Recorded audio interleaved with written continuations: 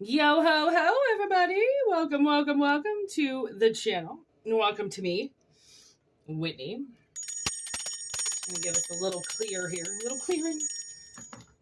Turn your volume down. Okay, here we go. All right, take what resonates, leave what doesn't, okay? There's a lot of messages coming through right now.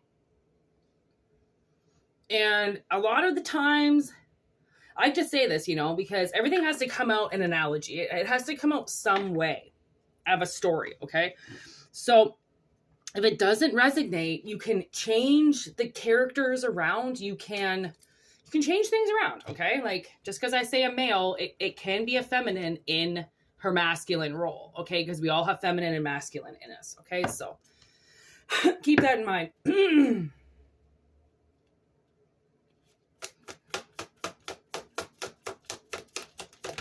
I'm getting this random Taking Back Sunday song. And it's Sunday! Hey, Taking Back Sunday. Someone's saying they know you didn't mean it. They know you didn't mean it. Somebody, I don't know if somebody did something to you and you're like, for once in my life, I'm not going to take this personal. I know they didn't mean it. I know they did something. Yeah, okay. That sounds like the right message. Put the crow out today. Caw. Gonna watch out. Gonna watch the screen for all those liars out there. Okay, here we go. Liar, liar, pants on fire. Someone's lying. That's his trickster. Same old G, same DRE. I don't know about that. Let's see what my other cards say here. Solo artist. This is textbook. Somebody acting alone. And it's textbook. You know what they say? Hopeless wanderer, long journey, endless spending with transformation. Oh, what a beautiful reading. Okay, so we've got, it's almost like somebody was ready to change. Okay, blooming. They were ready to change. They were just about to change. Then something happened. Okay, and they wandered off. And they went into some type of trance. And they started spending their money. I don't know what they were spending it on. And you know what I heard too? I heard this dialogue about this guy who doesn't want to go to the bar anymore. Okay, he doesn't want to go. He doesn't want to hang out in the bar. He wants to do other things. And then you know what he said? This is schizophrenia for you. He goes, well, what am I supposed to spend my money on now? Like, I go to the bar, I spend like $100 or $150. I'm always broke. And now I'm going to have money. Like, it's going to make me uncomfortable. I don't know what to do with that. And I was like, it wasn't like a dialogue or anything, with like going back and forth. It was just his opinion on something. And I think my response, I thought about it for a little bit. And my response was, I don't even know if I responded. Sometimes I do, because I know like hopeless wanderers come to me. All right. Like they could come to you as well and just ask you these random questions, but you have to have the gift. Okay. You have to have the cunning. Okay. The cunning is that voice, that the thing that connects us all. Okay. Like the motherland, the motherlode. Okay. That kind of is what it's what protects us in a lot of ways and keeps us safe, because it keeps us connected to other beings, other spiritual beings that we can't see. Right. So I almost feel like somebody's hopelessly wandering. Okay. And it's been a really long journey to figure out how to replace one thing for another. Right. Because it's almost as if we've got Rosemary's Baby in reverse. And the way that I see that is they're almost starting to find everybody else different, right? They're not saying they're the different ones. They're saying everybody else is weird. Okay.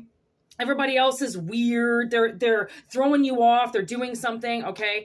And that's because whatever you decided to stay in, whatever you decided not to change, it's changing. And now you're getting out of it. So your frame of mind of how can I change this? I don't know what to replace it with, it's now you're like, well, you don't have to replace it with anything. What do you mean? You're going to replace it with life. You're going to replace it with living. If you're used to spending all your money at the bar, well, do you have an awesome hobby? Because that could skyrocket into something else. Like, people are just starting to, for the most part, sell their hobbies now. Okay, they're just starting to do that. And why not? I mean, if you're really good at something, it's not like you're trying to become a millionaire. You're just trying to make the money back that you spent on the hobby.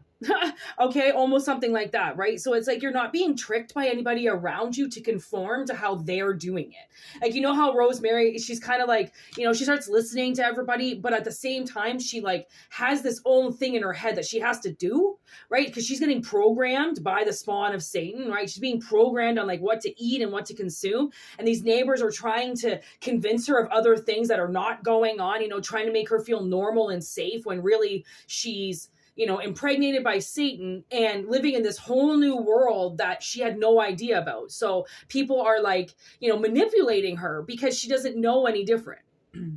Okay, so I feel like that part of you is done. Just because somebody invites you over to dinner, it doesn't mean you have to go. You can say no. And then people are like, well, how do I do that? How do I let them down? You know, they're going to get mad at me. What do you mean they're going to get mad at you? If they get mad at you for not coming over for dinner, don't be fucking friends with them. That's called a bully. Okay, that's a bully. And you know those, I was thinking this morning, it was almost like I felt like somebody was getting peer pressure because I could, you know, back in the day, like if I wanted to go home after work and everybody wanted to go out, I'd be like, well, fuck, man, like I just work, like I'm tired. And they'd be like, oh, boo-hoo, you just worked. So did we, fucker. Get the fuck out here. Let's drink with us, blah, blah, blah. And then I would, you know, I would, because I would listen to that peer pressure. I'd be like, oh, okay, like you really want to hang out with me? Like, really? That's what you want to do? Like, okay, you know, it's not that bad. I don't need that much sleep, blah, blah, blah, right? When really you do, and you're just giving in to everybody else, right? And so I almost feel like if you're not like everybody else and you're trying to change, then stop taking the reservation. Okay, stop taking the date. Stop taking the thing that's changing you, the thing that's getting you to come out and putting your life in a lot of, I heard misery, fear, right? Like, I mean, the peer pressure to go out and drink and to do drugs is so eminent, you know, especially if you don't really have anybody else around you. And then the people that you do are just addicted to these awful things that you end up doing because you're around them. It's not because you want to, it's because you're there, right? So it's been a long journey on somebody breaking free and becoming a solo artist instead of working with this team. Because it's not really a team building. It's more like, you know, come hang out with us. Here, use your imagination. Exactly. You know, come hang out with us. And then when you don't want to hang out with us, we're not going to be friends with you. Like, I was literally watching this show where it was this guy's first day at college. And these two kids start talking to him right away. But then he has to go to another class or something. So these two kids, they go off on their own. He thinks they're all best friends and everything. And then the next day he finds them and they've, you know, befriended some other third wheel. And now they pretend he doesn't even exist. And that's like, you know, like somebody might feel like if they don't hang out with the crowd, if they don't do everything with the crowd, then they're going to be rejected from it. Right. And it's like, well, I mean, take that how it resonates with you. Like if you don't want to drive drunk anymore with all your loser friends and go speed racing, because that's what they like to do, I don't know, maybe save your life and stop hanging out with the people who want to die, right? It's like you might lose some friends, but I don't think those people are friends. Why are they your friends if what they're doing is bullying you, telling you what to do, and then forcing poison down your throat, and then telling you that if you don't come do it with them, you're not their friend? Like, I remember when I used to be 14, but then I grew up and I realized, oh, like at work right now, I mean, since I started there, I don't know when I started there, but I think actually the last few jobs I've had, because I don't drink and I don't engage in the crowd and I'm not, you know, cool Whitney like I was back in the day, I'm completely ostracized. Like, most of the people I work with don't talk to me. But then I realize when I do talk to the ones that I don't normally talk to, we're actually talking about life. when they're in the kitchen or when they're out back smoking, they're talking about people. They're always talking about people. I can't engage in that. So I'm the loser at work. I'm the one that, Whitney's coming around the corner, because they know that I don't want to hear that shit. I don't want to hear that gossip. So I become their main target. That's fine. I have enough, confidence in me that if they want to sit around and talk about me, then I'm like, man, I am the talk of the town, like, look, people can't keep my name out their mouth. Like, what the hell did I do that was so fantastic, right? Oh yeah, that's right. Just lived my life, right? Like, I mean, who cares if people don't like you? People don't like you, you're doing something right.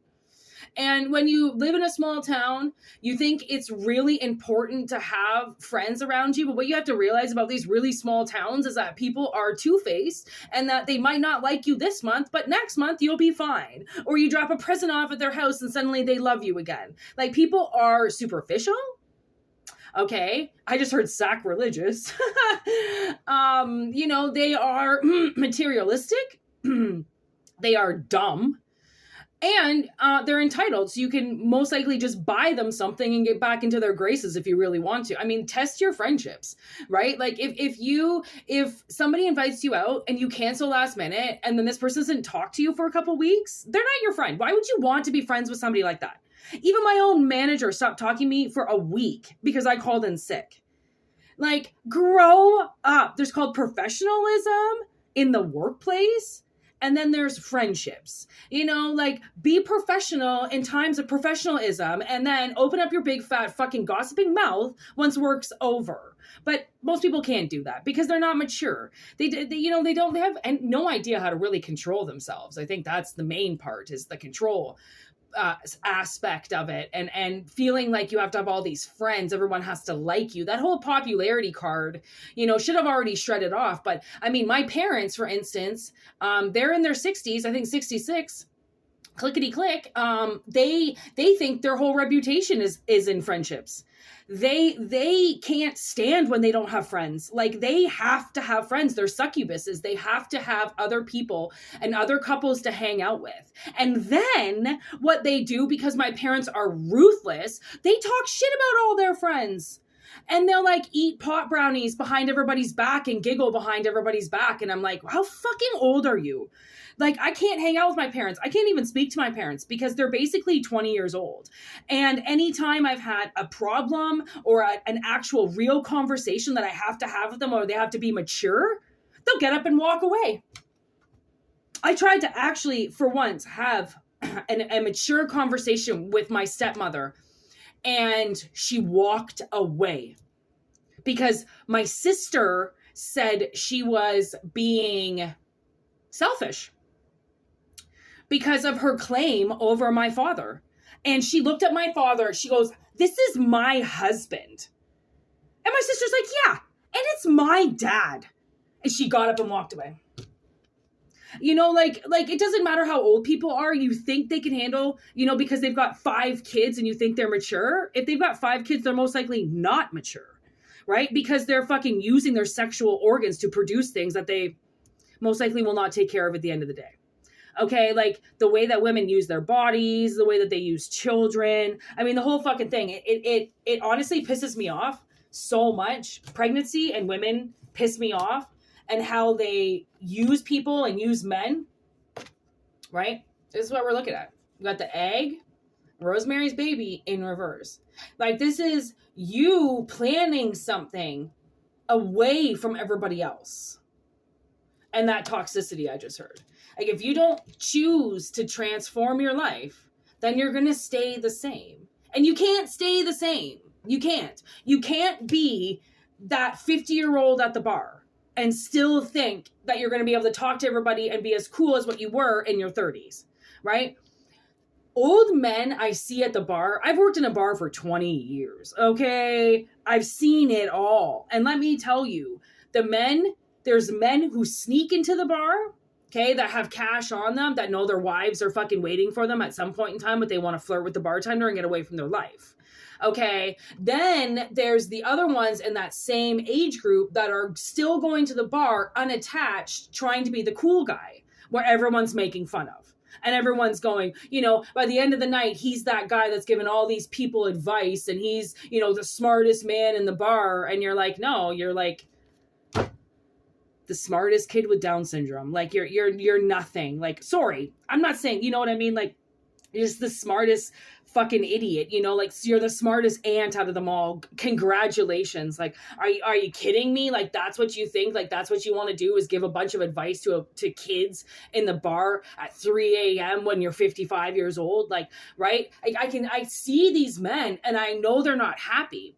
Because I've seen the men that have been in the bar and then they get out of it and they live such a better life. And they think, they thought back in the day that they always wanted to sit and have a beer because somebody in their past told them to come home. So it's like they're rebelling. And a lot of men rebel for the rest of their lives because of one woman telling them they're not allowed to do something. Okay, like for instance, this one guy, he was dating a girl for a long time. And she told me he wasn't allowed to have a mohawk. She said he was a grown-up. Grown-ups don't have mohawks. I'm sorry. What? I'm pretty sure the only people I've ever seen with mohawks are adults. So once they broke up, he cut his hair into a mohawk like instantly. Like, talk about teenage rebellion. Talk about, and then he wanted to get back together with her again. Like, are you fucking crazy? The person who's trying to change you, who's trying to turn you into somebody else, doesn't want you to be you, and then you want to get back together with them? Right? Because it's abuse. It's where we're systematically programmed to abuse. If that's what we've been in, we're programmed to want to stay in it because we're programmed to see that bullying is love. Bullying is not love. The parents who told you how to act, told you how to dress, told you how to look, told you when to smile, that wasn't love. That was abuse. That was bullying. That was your parents telling you what to do because they were using their authority over you. Abuse of authority, right? Even as a kid, you had the right to say no. Why did they take those no's away from you, right? You don't want to be in a picture. You don't want to smile. Why are they forcing you, right? You had your own mind. They took it away. Don't let them do it again, okay? Don't let them trick you into shaving your mohawk away, okay? Don't let them trick you into retiring your Doc Martens and buying some shoes from fucking Walmart, right? Like, age does not matter. Time is everything. And you being you in your authentic path is what we need for survival and for others to continue walking down our shoes, right? Or walking down our paths, wanting to be in our shoes, right? So Rosemary figures it out. Are you?